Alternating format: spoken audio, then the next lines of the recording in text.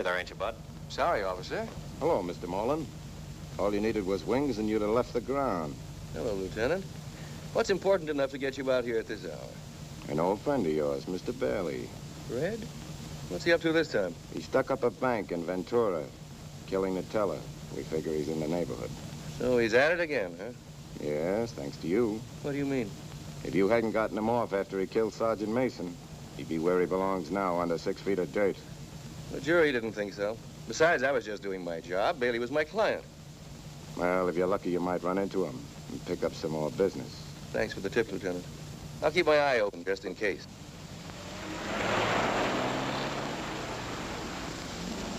You know that Moreland's a pretty smart operator. Someday he'll be too smart.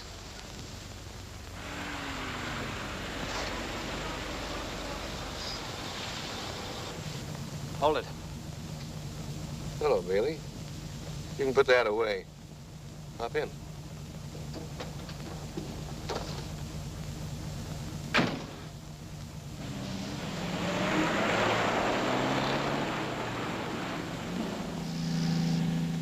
I hear you had a little accident in Ventura. Word sure gets around. Yes, doesn't it? I also understand that someone was killed. That's too bad.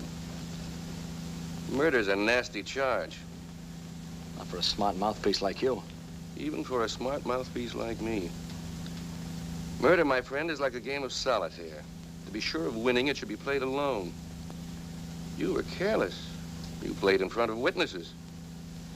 Witnesses can be squared if you got the scratch. I've got it. How much? Enough. Even for you.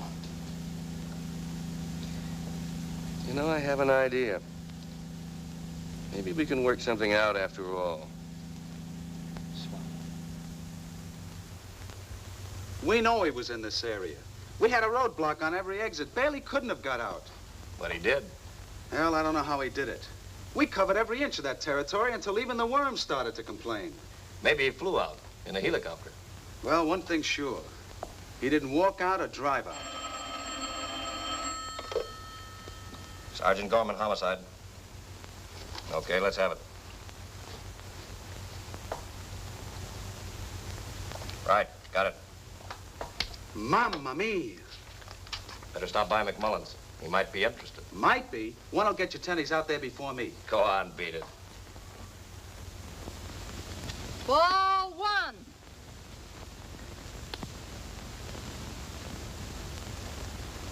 Strike one. What? You heard me. I called it a strike. Says you. Says me. Yeah, you heard her. You want to make something out of it? Okay, crooks. If I wasn't off duty, I'd put you all in a clink. Strike two. Tell me, Mrs. McMullen, when was the last time you had your eyes examined? You ought to know. You paid the bill. Let's see you take a swing. He can't. He's as rusty as an old gate. Yeah, rusty old gate. Okay, okay. Just put this one where I can reach it.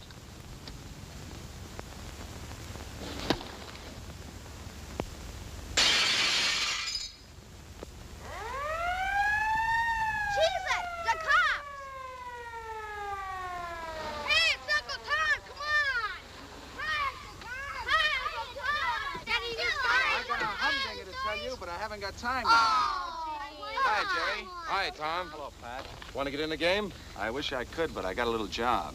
There's a stiff in a wrecked car up on Mulholland. Why bother me? This is my day off. Well, I thought maybe you might want to come along. According to the license plate, it's John Moreland's car. Moreland, huh? Well, what do you know? Here, Jerry, take care of this. I'm sorry, honey, but I'll have to. Here's your hat and coat, Daddy. Oh, thank you, baby. Thank you. How about that window? Oh, here. See if you can square it with the O'Briens. I'll take care of you crooks later.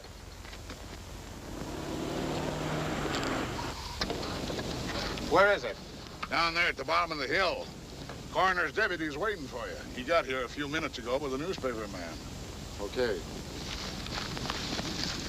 Hi, Jerry. Hi, Doc, Larry. How does it look? Pretty messy. His own mother wouldn't know him.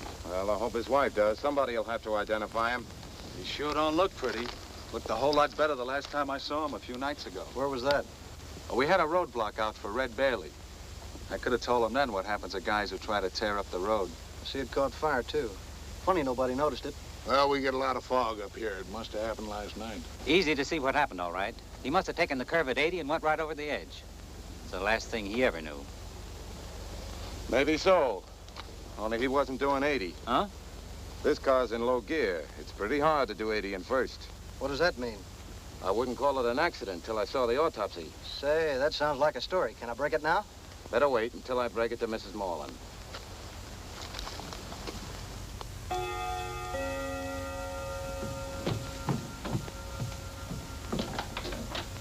Is Mrs. Morland home? No, sir, she's out. Would you care to leave your name? We'll wait. Lieutenant McMullen, Police Department. Oh. Oh, come in. It's okay, sister. Nothing to worry about. Would you like to wait in the living room? If it's comfortable.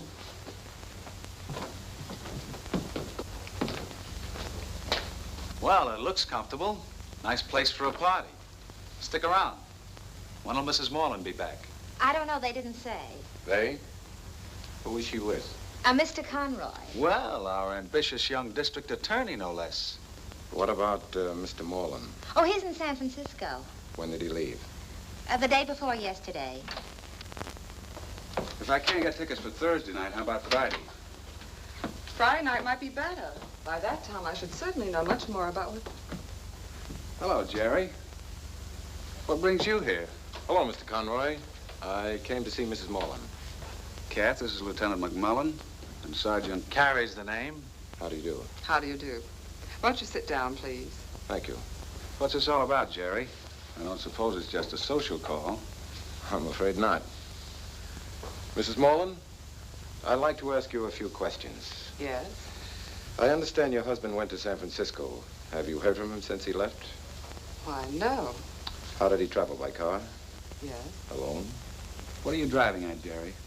There's a wrecked car up on Mulholland Drive, registered in the name of John Morland, with a dead man inside. No. Do you recognize this ring? Why, yes, it's...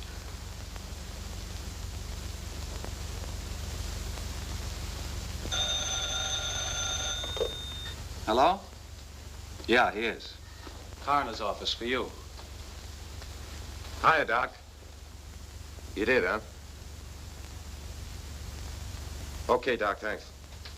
What'd he find? 25 caliber bullet in the heart. You mean he was shot? Yes. Could he have done it himself? Not unless he was a contortionist. I'd call it murder. Morland and O'Neill, good morning. Oh, hello, Sue. Yes, isn't it? It's terrible. I'm all broken up about it. Well, I always say... excuse me a sec. Yes? I'd like to see Mr. O'Neill. Who shall I say? You might say Lieutenant McMullen, Police Department. Yes, sir, Lieutenant. Yes? Lieutenant McMullen of the Police Department to see you. Send him in. Hello, Mr. O'Neill. How are you, Lieutenant? Have a chair. Too bad about your partner. Yes, horrible. Do you have any idea who... Do you? Well, no. Who'd want to kill him? You, among others. Well, I have an alibi. So have I. I was home in bed. It's a good place to be. Too bad Morland didn't have the same idea. This trip of his to San Francisco, what was that about? I don't know. I didn't know he was going to San Francisco or that he had any business up there. Did he generally do that? Just go off without telling you? Never. I couldn't understand it, especially under the circumstances. You see, John had been working very hard on a case. And when he left the office that evening... Good night, Jim. Going home now. Well, you better get a good rest. You've got a tough day in court tomorrow. Oh, I know it. Have my homework right here. Well, don't overdo it. You haven't been looking so well lately. Oh, I'll probably live unless Catherine kills me with her cooking. See you tomorrow. Good night. That was the last I ever saw of him. Next day, when he didn't show up in court, I naturally thought something must be wrong. So I called his home. And? Well, when Catherine told me that he'd gone to San Francisco, it sort of bowled me over. I couldn't believe it. So what did you do then? What could I do? I tried calling San Francisco, but I couldn't locate him anywhere. So I finally gave up until you fellows found him. I'd like to look through his personal files. I have it right here. The minute I learned of Moreland's death, I had his secretary get them together. Looks like I have a bit of reading to do. You mind if I take this with me? Not at all. How did Moreland and his wife get along? Oh, fairly well, considering their differences. Such as? John lived in his work, while Catherine is young and interested in having a good time. She probably felt a bit neglected. They ever quarrel about it? Oh, you know how it is. You're a married man yourself. It happens sometimes in the best of families. Even murder? He was pretty well fixed financially, wasn't he? Yes, we've done rather well. And John had some interests of his own on the side. What sort of interests? Oh, speculations. Things he handled on his own. Carry much insurance? Quite a bit. Thanks very much, Mr. O'Neill. Not at all. Tell me, with all that dough, how come they didn't have a cook? What do you mean? That crack he made about his wife's cooking. Oh, that. Well, that was just a gag. What with the shortage, half the time, Catherine had to do her own cooking, and poor John bore the brunt of it. I remember the last time they had us over for dinner. The cook had walked out, and Catherine had to prepare the meal. Kath, you've done yourself proud. That's the best dinner I've had in years. You're a blue ribbon cook if ever I saw one. She should be. She's practiced enough on me. Well, it hasn't hurt you too much. You seem to have survived. Or shall we give you all the credit, Doctor? Oh, my dear, you may have the credit, just so long as he keeps paying my bills. What's the matter, John? I'm sorry. If you'll excuse me. Well, let me help you. No, please. I'll be all right in a minute. Well, I'm sure you will, John. Come on, lie down. If you'll excuse me a moment, please. What was it? Indigestion, I suppose. Doc Pearson would know more about it. I guess he would. Thanks a lot.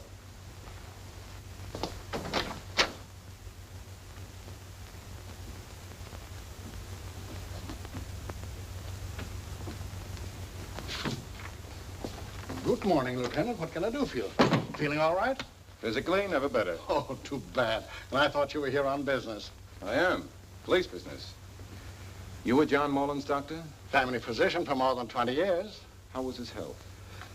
I'm glad you came to see me, Lieutenant. If you hadn't, I was going to come to see you. About his health? What about it? Well, outside of a neurotic tendency, due to overwork, his health was good. That is, up until a few weeks ago. Then the last time I was at his house for dinner, he had a sudden attack of what seemed like gastritis. It was so severe, I had to pump his stomach, put him to bed. Then the next day, when I called on him,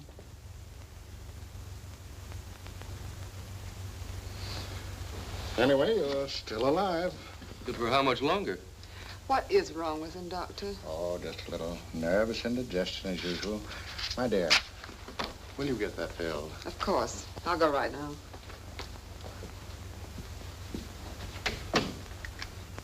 What's the matter? You know, I had the contents of your stomach analyzed. Well? I couldn't believe the report, so I had it double-checked. Poison. Are you sure? Positive. But how could it? It must have been an accident. Accident? Some of the bug killer Catherine's been using in the kitchen. Funny it should find its way accidentally into your food, and not ours. There were 6 of us last night. I don't know how, but it did. And you're willing to let it go at that? Why not? It's your life. The trouble with you, Tom, is you've been reading too many detective stories. If anybody wanted to kill me, there are a lot better ways.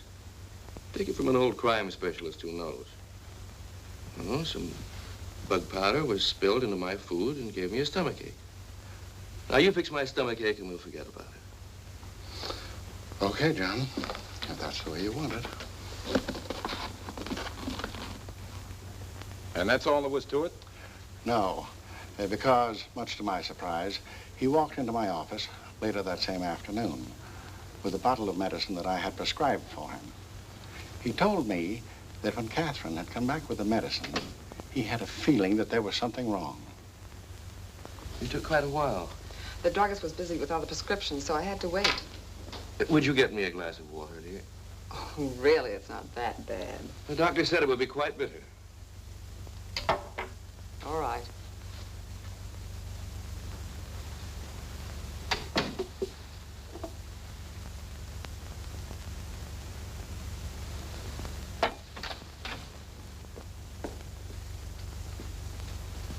There you are. Thank you.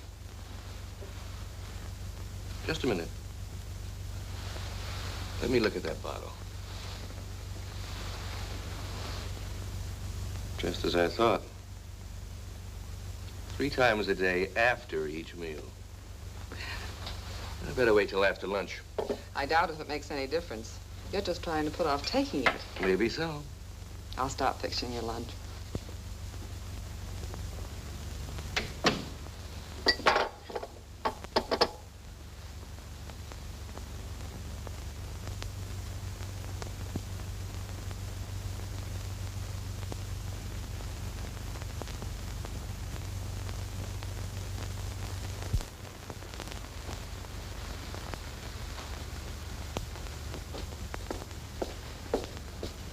Were you beginning to think I was trying to starve you to death? I wasn't afraid of that. Now, don't forget your medicine.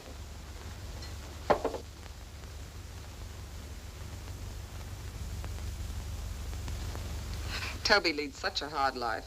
He's been sleepy all day. I don't think he's asleep.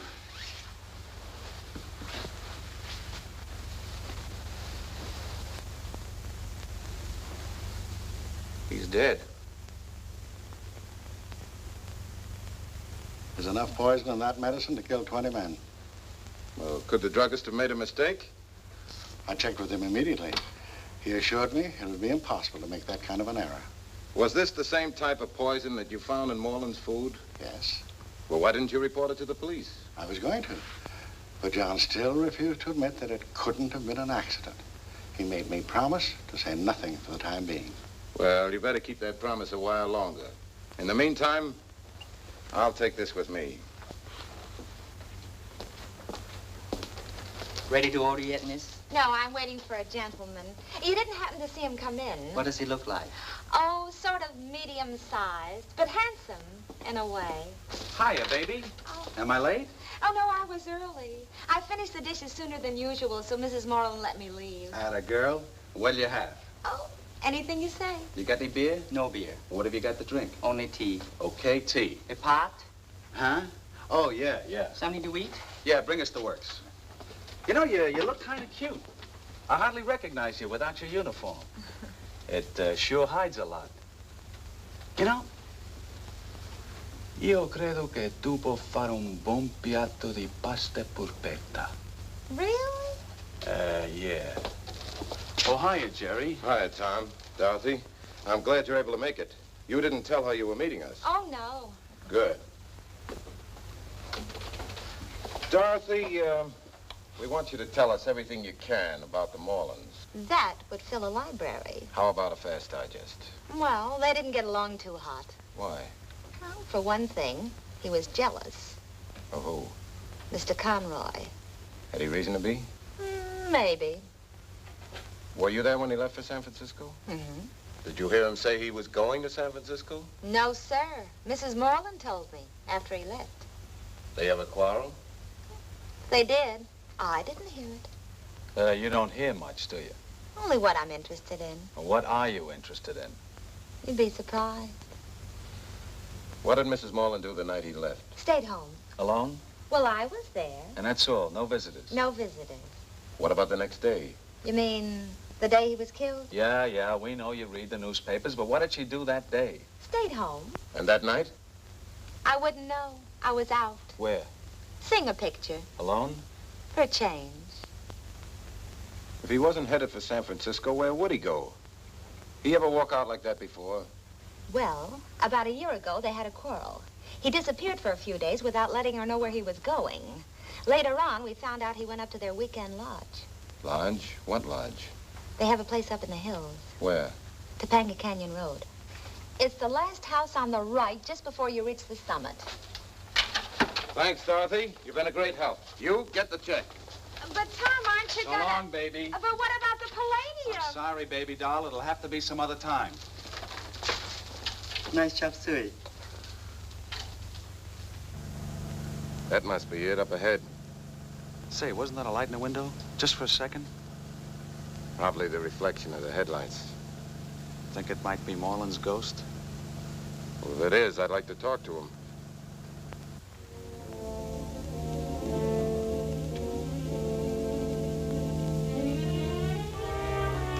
You take the back way. I'll go in the front. Okay.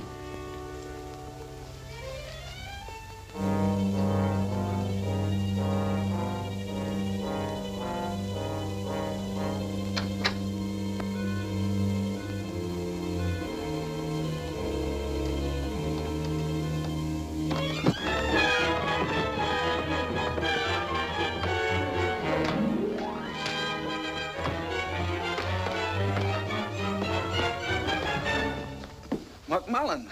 Good evening, Mr. Conroy. How are you? You can put that away, Tom. I don't think we'll need it. You surprised me, Lieutenant. I wasn't expecting you. We weren't expecting you. No, I don't see how you could, since I told no one I was coming here. Would you mind telling me what you are doing here? Are you questioning me or asking me?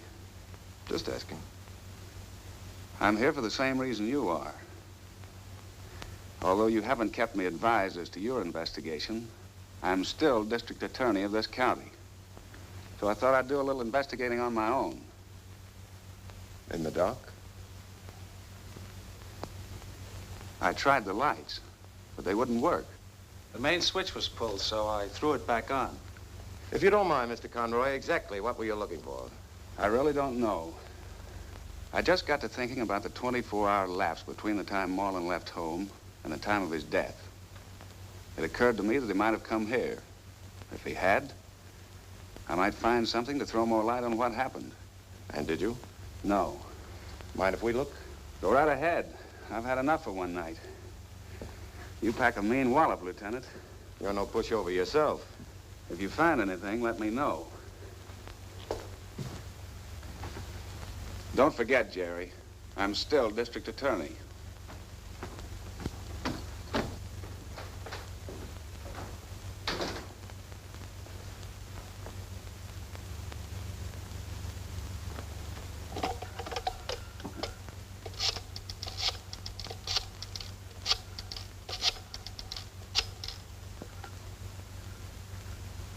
Homicide Bureau. Hello, Lee. This is Jerry. I'm at Topanga, 5309. Will you check on this and see if any calls have been made from this phone since the 18th? Yes, I'll be here. This place looks like it's been closed for months. Nothing here but the furniture. Even if there was, the DA beat us to it. I don't see what we're wasting our time for anyway. We got a perfect case against the Moreland dame. What more do you want, a confession? It would help. Well, maybe if we talk to her, she might get around to admitting it. You might try asking Conroy, too, while you're at it.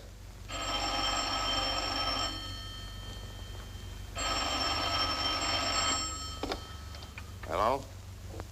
That's right. There was. Wait a second, I marked this down. Okay, shoot. Whose name is that number listed in? Uh-huh.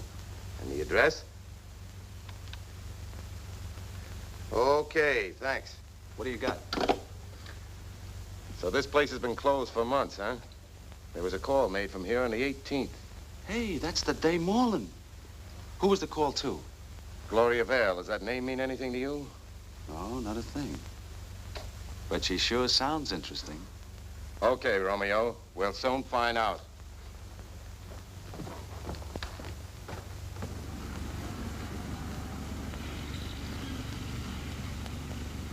Well, looks like she's not home. Your powers of deduction simply amaze me. Well, where do we go from here?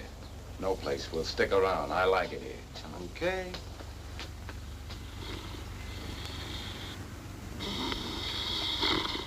What's the matter? What happened? You're keeping me awake. Was I snoring? Well, you wasn't crooning.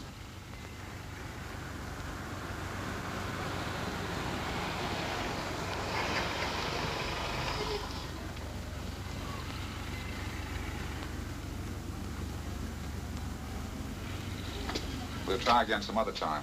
Meanwhile, if you hear anything, let me know. Sure I will. Good night, dear. Good night.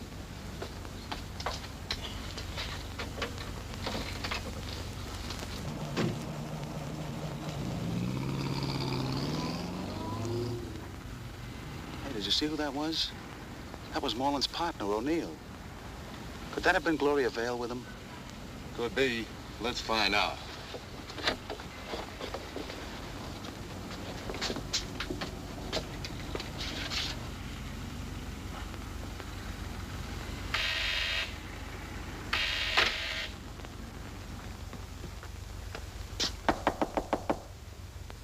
Who is it?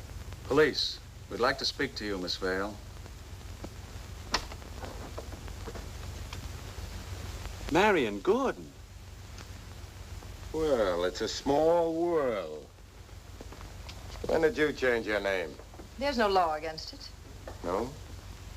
What do you hear from Red Bailey? He's not here. Mind if we look around? It looks like a nice place. Got an extra room you want to rent?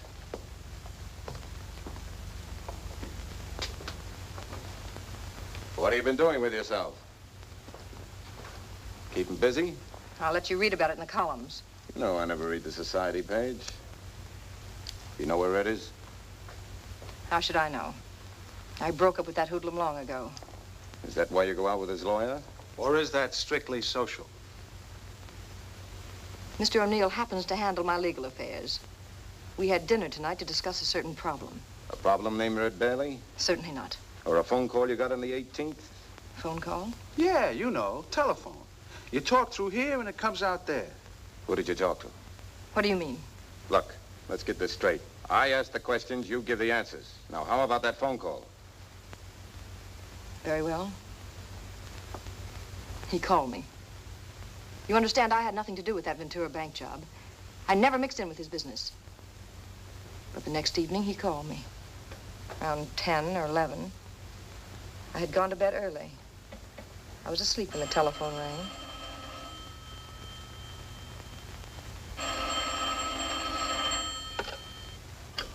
Hello? Red. Honey, where are you? I've been worrying myself sick. Shut up and listen. I'm okay. I'm stashed, but good. I'm staying at Moreland's place in Topanga. Are you kidding? What are you doing there? You'd be surprised. I got an angle. Everything is going to be okay. I'm blowing this joint tonight. Hello? Hello?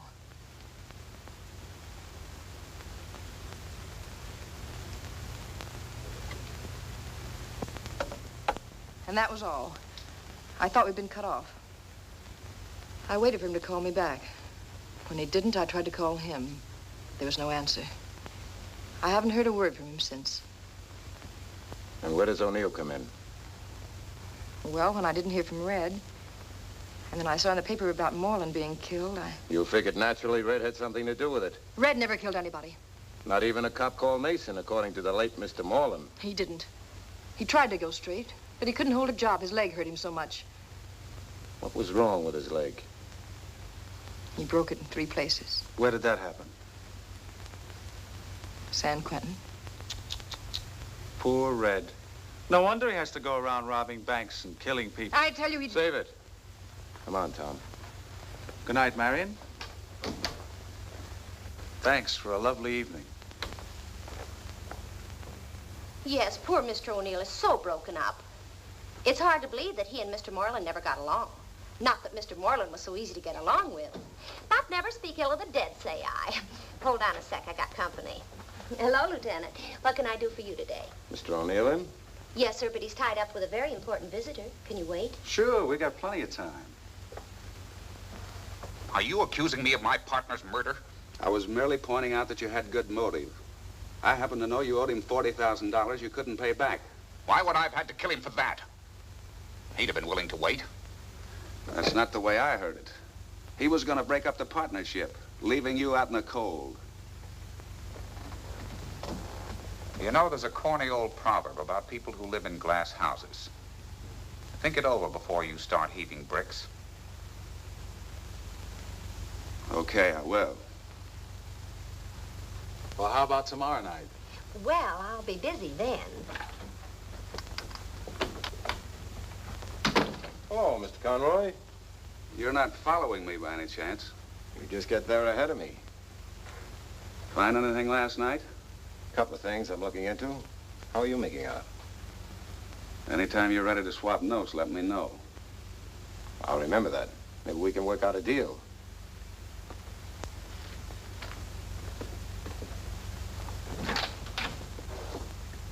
Oh, how are you, Lieutenant? Sit down. I'll be right with you. Have a good time last night? Why? She's a lovely girl, isn't she? The nice, quiet, home type. I don't know who you're talking about. Marion Gordon. Oh. I took her to dinner. She's a client of mine. So she tells me. Red Bailey's a client of yours, too. So? You wouldn't happen to know what he was doing at Marlin's lodge the night Marlin was killed? I have no more idea than you have. I have a couple of ideas. One of them might interest you. The day Marlin left, he had quite a chunk of cash that he had drawn from the bank that afternoon. Enough to tempt Bailey and maybe someone else. You're barking up the wrong tree, Lieutenant. Am I? Perhaps this will convince you.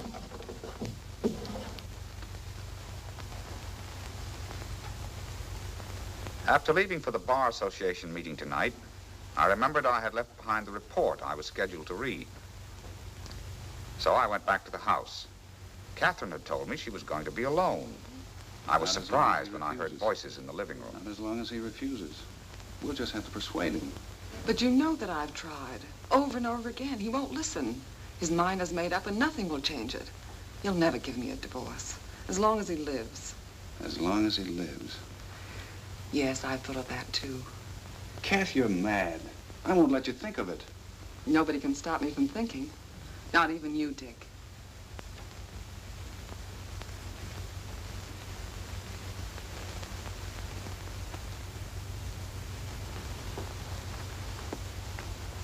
Marlin's diary. That's right. Why didn't you give me this before? I just found it this morning. If you find anything else, I'd appreciate it if you let me know. Oh, come on. How about a date? Well, You know something? what? Io credo che tu puoi fare un buon piatto di pasta polpetta. Yeah? Uh-huh. How about Thursday night? Okay, it's a date. Come on, Passion Flower, before you wear yourself out. What is this lingo you give these gals? I don't know, but it sure gets results. You know, Chief, that's what makes women so interesting. You can never figure them out.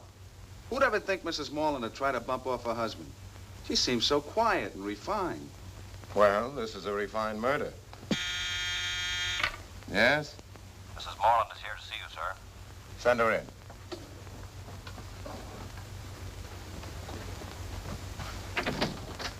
Hello, Mrs. Marlin. It was good of you to come. Not at all. You sit down, please. Thank you. There's a few things I'd like to clear up. I understand... cigarette? Thank you. You were rather active in the Women's League. In fact, you were nominated for the office of Vice President. But unfortunately, you were not there the night they held the elections, were you? You mean the night my husband was killed? No. I wasn't feeling well, so I stayed home. You were alone? Yes. Did anyone call? No. Tell me, Mrs. Marlin, how did you and your husband get along? Fairly well. Of course, we had our occasional differences, but nothing to speak of. What were they about? Unimportant matters, the usual thing. Like what? Jealousy? Neither one of us was jealous. We had no reason to be. Sounds like a pretty happy household. It was. Did you know your husband kept a diary? You might be interested to see what he wrote.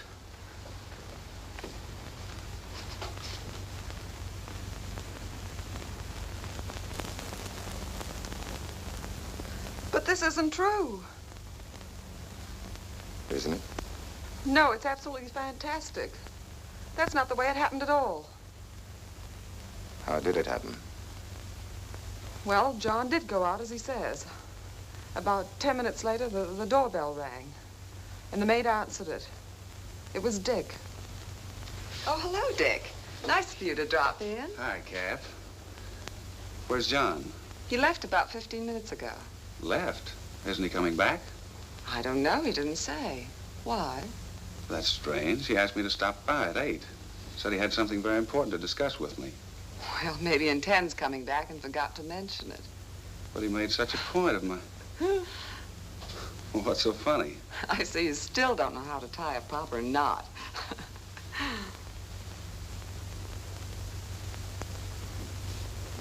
Don't let me interrupt. I'm just the husband. Interrupt what? What's been going on behind my back all these years? John, you're not serious. Why don't you tell me that you were only straightening his tie? That's the usual alibi, isn't it? What are you getting at? You think you're pretty clever, don't you? The rising young man, shining light of the bar, good-looking, ambitious. I'm only in your way. But you haven't pushed me aside yet. In court or in my house, get out. You're wrong.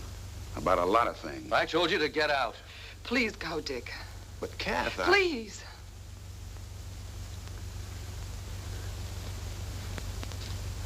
You're wrong, John. Very wrong. Dick is a good friend to us both. Don't you remember that we promised if there were ever somebody else that we'd tell each other? I haven't forgotten that promise. Please believe in me, John.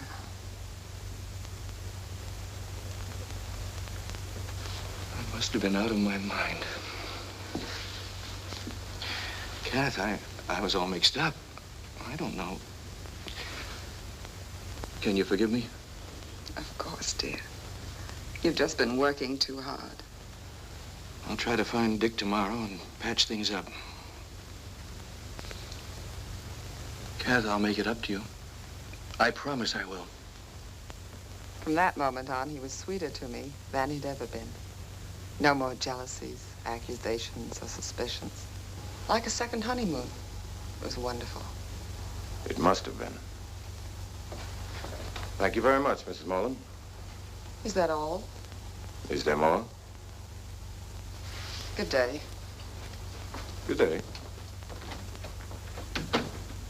Well, what are you waiting for?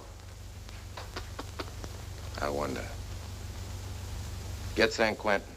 Tell them I want any x-rays they got of Bailey's leg. Bailey's leg? What's the gag? I want to see what it looked like after it healed. Why? Before I arrest anybody for the murder of John Morland, I want to be sure it was Morland who was murdered, not Red Bailey. I don't get it. Look, either Mrs. Morland just lied, or Morland lied in this diary. If he lied, why did he? I'll bite why. I don't know yet. I don't know that he lied. But if he did, and was insanely jealous enough to want to kill his wife, he might try to frame her for his own murder, substituting somebody else's body to take his place. Bailey? Could be. That's what I want to find out. You can see the irregularity of the tibia and fibula where the fractures occurred. Bailey's leg is healed, but those marks and callus formations remain forever. Here's the picture you wanted of Morland's leg. Hey. If it is Morland's leg. Well, we'll soon find out. They don't match. Mm-hmm. That settles it. Hello? Oh, yes, he is. It's for you, Lieutenant. Hello? Yes, Lee. They did? What caliber? Fine. I'll be right over. This is all there was in the bedroom. Anything else? No, that's everything. Thanks, Dick.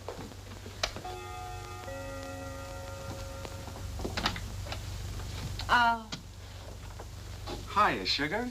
Remember me? Whom did you wish to see, please? Mrs. Morland. She's in the living room.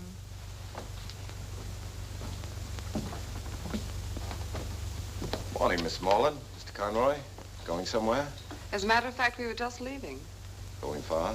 I'm driving Mrs. Moreland up to Arrowhead. She's been through quite a lot. I thought it'd be better if she got away for a little while. Well, I hate to interfere with your plans. But have you ever seen this before? Yes, that's my gun. Where did you get it? A fire warden just found it. About 100 yards from where your husband's car went off the road. I just missed it a few days ago. I wondered what had happened to it. And you no idea how it got to the scene of your husband's death? Of course not. What about it? Just that the bullet that killed him was fired from your gun. I'm sorry, Mrs. Morland, but I'll have to ask you to come with me. Does this mean you're placing her under arrest? I'm afraid it does. That won't be necessary. I'll vouch for Mrs. Moreland's appearance when she's needed. Mr. Conroy, I feel that you're prejudiced in this case. Do you really believe you have enough evidence to get an indictment? I think I have. Please, Dick, I don't want you to become involved. All right, Lieutenant.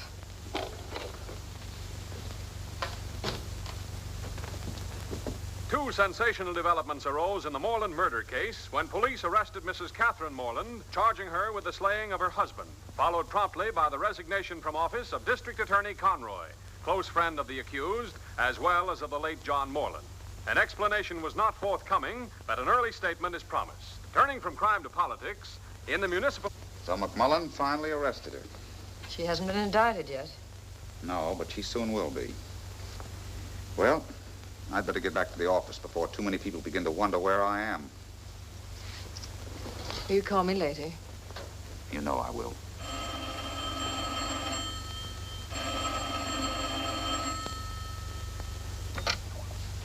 Hello? Red? What happened to you? Where have you been? Never mind that. I want to see you. I got a little package I want you to keep for a few days. How's the weather up there? Clear. Good. See you tonight. Your place, 8 o'clock. Okay, Red. See you at 8. Bye.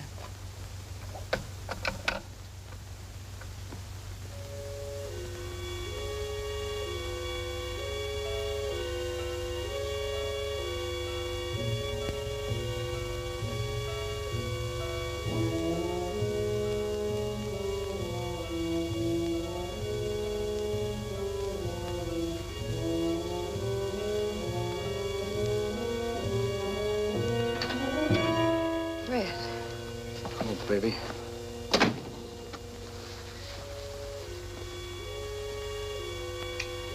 Gee, honey, leave me some breath. What's the matter with you? Something wrong? No. Everything's all right. You look sick. What gives? Nothing. Nothing at all. What are you scared about? I'm not scared. It's just that Good evening, Mr. O'Neill. Okay, Red, drop it. I hate to spoil the fun, but if anybody does any shooting around here, it'll be us. Get your coat, Marion. We'll all take a nice little ride. We don't seem to be getting anywhere, Marion. Let's start all over again, from the beginning. I've already told you I don't know a thing. It was all Jim's, Mr. O'Neill's idea. Killing Daly or Moreland? Or both? I don't know. I don't know anything. If Jim killed him, I had nothing to do with it. Did Daly? I've told you I don't know. Honest, I don't. Jim's been awfully nice to me, and he was afraid if Bailey found out, he'd be jealous. What about Moreland? All I know is Jim had a fight with him over money. What money? I don't know. I wasn't there. Where? Wherever it happened. Jim didn't tell me much about it. When was this? Just before Mr. Moreland was killed. Exactly what did O'Neill tell you? I don't remember exactly. All right, Marion, we'll give you a chance to refresh your memory. Send in O'Neill. Take her outside. It'll be a pleasure. This way, Miss Gordon.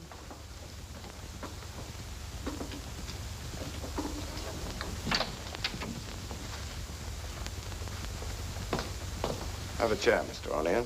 Thank you. Would you mind telling me what you were doing at Marion Gordon's apartment tonight? Miss Gordon and I are friends. Is that why you were about to take a pot shot at her?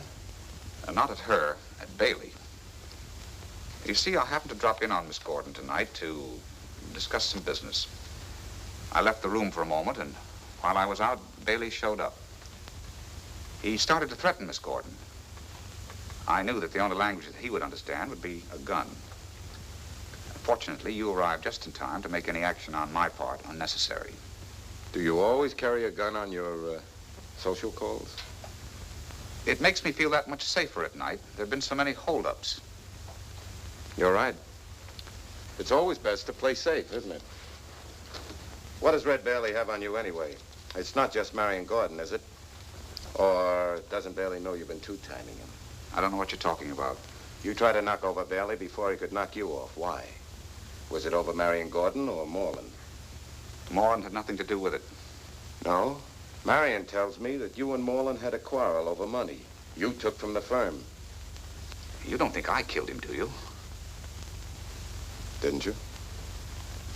Of course not. Not to change the subject. You recall the telephone conversation Miss Gordon had with Bailey this afternoon? I thought phone tapping was illegal. It is. But there's no law against dictaphones. We've had Marion Gordon covered since the night we discovered who she was. All right. Bailey called and said he was coming to see her. I knew he was wanted for murder, so I told her I'd be there. Why didn't you call me? Didn't you think I'd be interested? I was going to, after I got Bailey out of Miss Gordon's apartment. I didn't want her exposed to that kind of publicity. I see. That's a pretty good story, Mr. O'Neill. But I think you skipped some of the most interesting details. What are you driving at? You needed money to cover your embezzlement. You knew Red Bailey wanted Marion to keep a package for him. And you figured that package was the money he had stolen from the Ventura Bank. You were going to kill him, hide the money, and then call the police. That's also a pretty good story, Lieutenant. But I don't think you can prove it. I think you're right. Good night.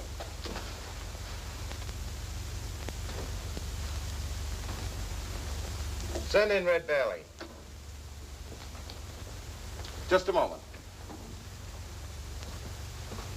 You forgot your matches.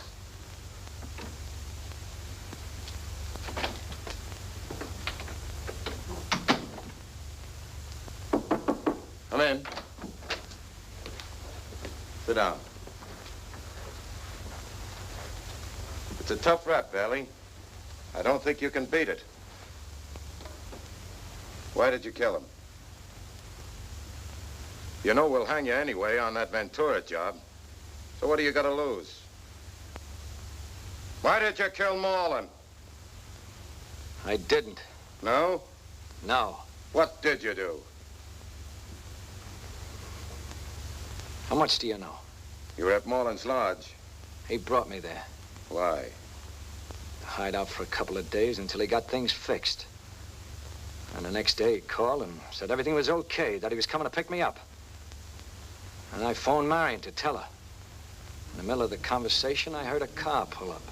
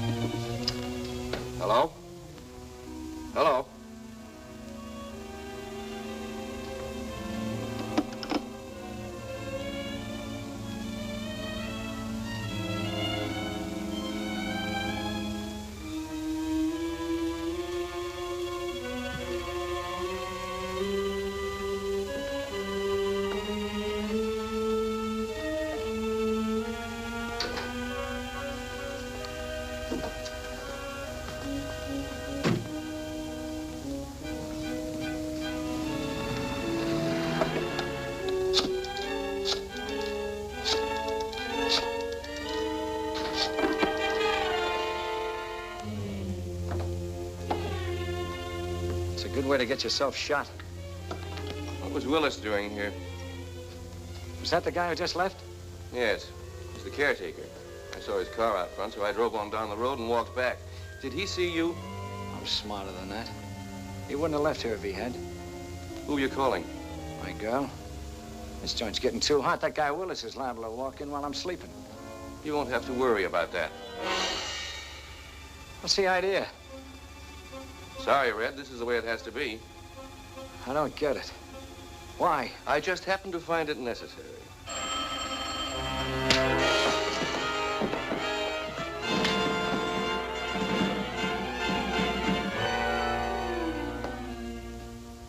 And that's the way I left him, so help me.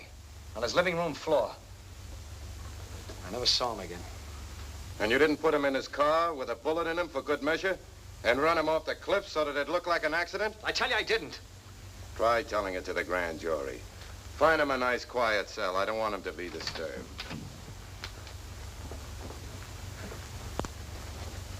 Is Marion Gordon still out there? Yes, sir. But Mr. Conroy's here and wants to see you right away. Well, send him in. And I want Mrs. Morland, too. Yes, sir.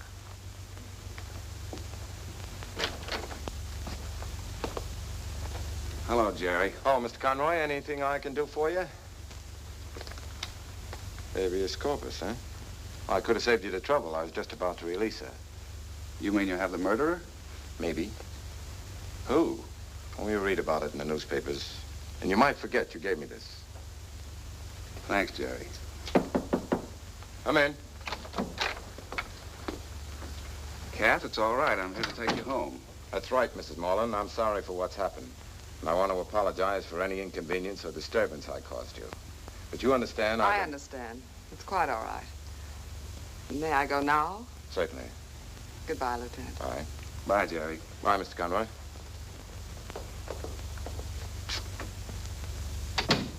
Well, that's that. You can tell Marion Gordon to go home now. Tell her. I'll take her. No, you won't. You stay right here. Oh, look, Jerry, I'm tired. This has been a tough case. I want to forget it. Forget it. It's just getting interesting.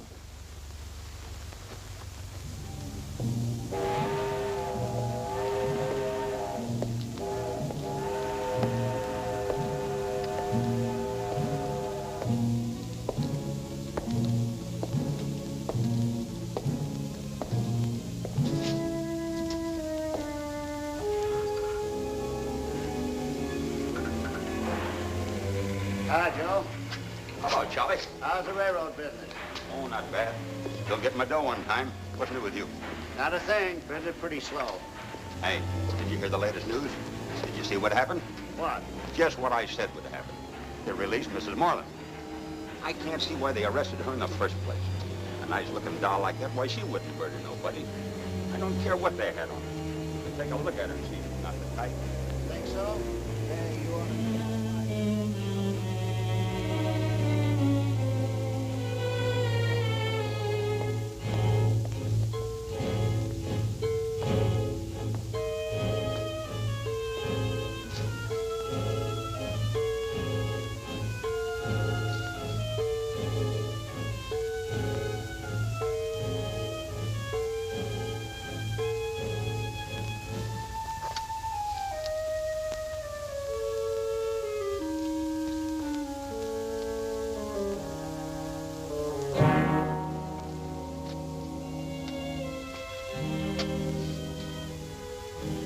This is my flop.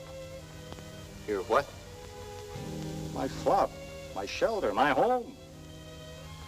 While I don't wish to appear inhospitable, blow.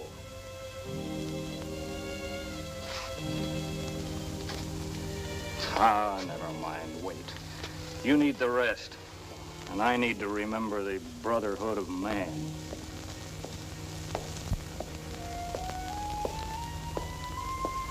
Hey, he's not a bad guy.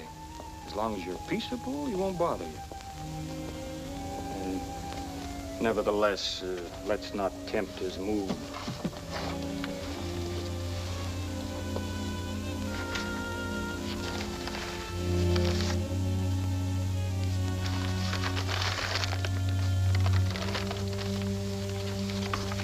Such stuff as dreams are made of.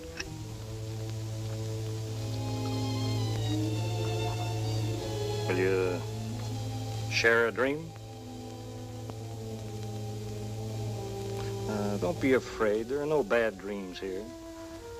No nightmares of secret crimes, haunting guilt and pursuing justice. Yeah. Nothing but sweet dreams, guaranteed.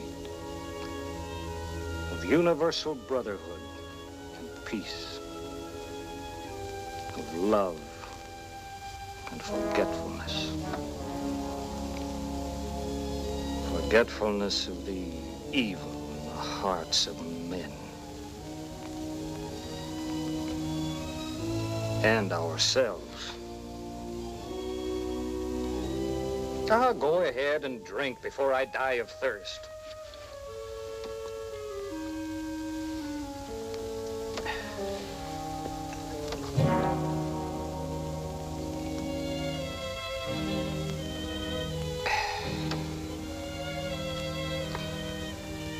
Who loves not woman, wine, and song remains a fool his whole life long. All true. All but that reference to woman. It was a wiser man who said, "Infamy, thy name is woman." I know. Do we need a better example? There's a woman who was released after a charge of murdering her husband. Why? Because she was innocent? No. Because she's a woman. Young, attractive. While he, poor soul, is...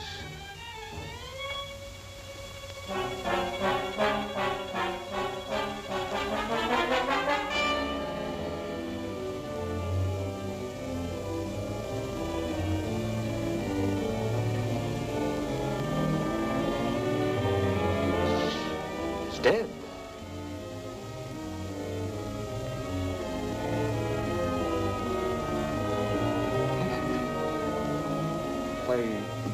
A week ago, he was just an ordinary man. Like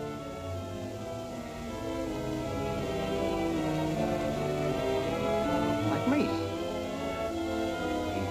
He was breathing. He was alive. He was enjoying life. He was drinking.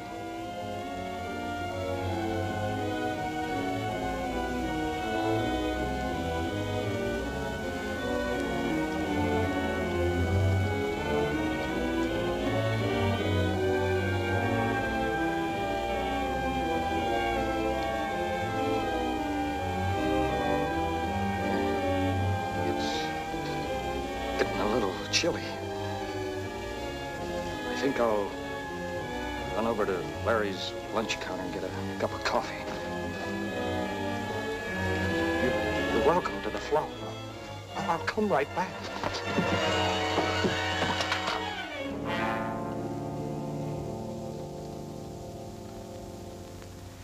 Now, look, Marion, let's not go over that again. It's been very nice, but it's over. Over? Oh, no, it isn't. It's not going to be that easy. There's still a few things I can tell McMullen. Just because they've got red and released Mrs. Moreland doesn't mean that... I'm sorry, but I prefer not to discuss it over the phone. Now, suppose we postpone it until... We'll postpone nothing. If you won't talk over the phone, you can come over here. Then I'm coming to your place right now. Now, wait a minute.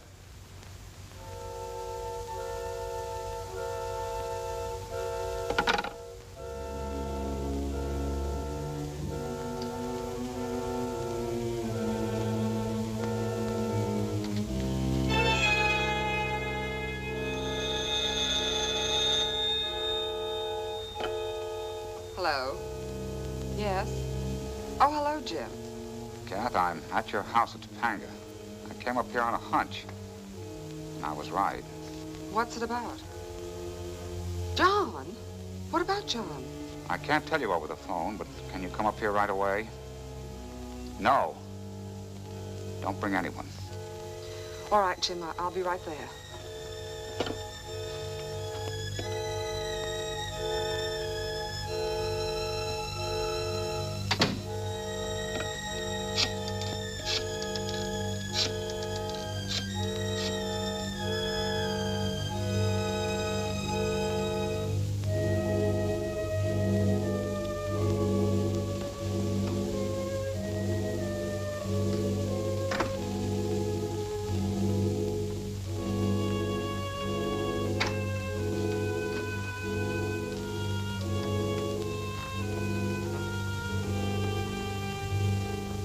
Jim?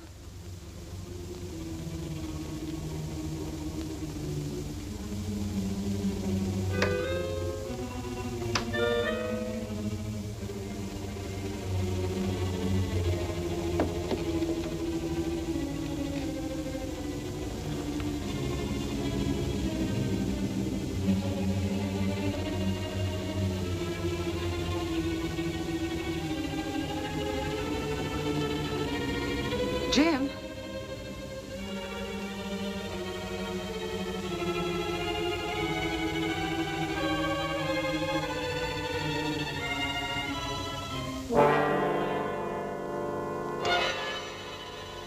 Hello, Kat. John! Surely you didn't think I was dead. Not you, of all people. Then who was in the... Do you remember Willis? Used to do odd jobs for us when he was sober? I hated to do it, but when Bailey left me in the lurch, someone had to play the part of John Moreland's corpse. So good of Jim to bring you out here. Of course, I had to persuade him. But then, well, I couldn't let him go and spoil my beautiful plan. You know, I had hoped to have the law do this for me, Catherine. But since it won't,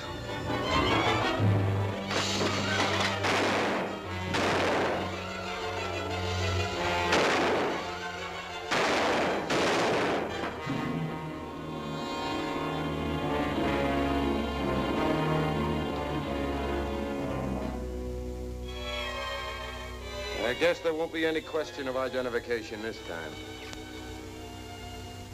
I was listening in the hallway and I heard a bang. So then I crashed down the door. And there was Red Bailey. He whirled on me with a gun in his hand, but I was too fast for him. I hit him with a right to the jaw and a left to the jaw, and down he went. Where was Daddy? Well, he was in the other room with Mr. O'Neill. What about that poison? Well, Moreland planted that himself to build up a perfect case against Mrs. Moreland. The trouble was, it was too perfect. And that's what made me suspicious. And then when I read the diary, I was positive he was still alive. Now, all I had to do was figure out my next move. Is that why Daddy let her go on Havis's corpses? Well, yes. And then when Dorothy phoned about Mrs. Moreland going to their weekend house, I knew it was the payoff. We got the district attorney and rushed up there. Mrs. Moreland's car was already in the driveway. We shrieked to a stop. Then a shot rang out, and another, and another. Without a moment's hesitation, I dashed inside and I... Get it! Whoa!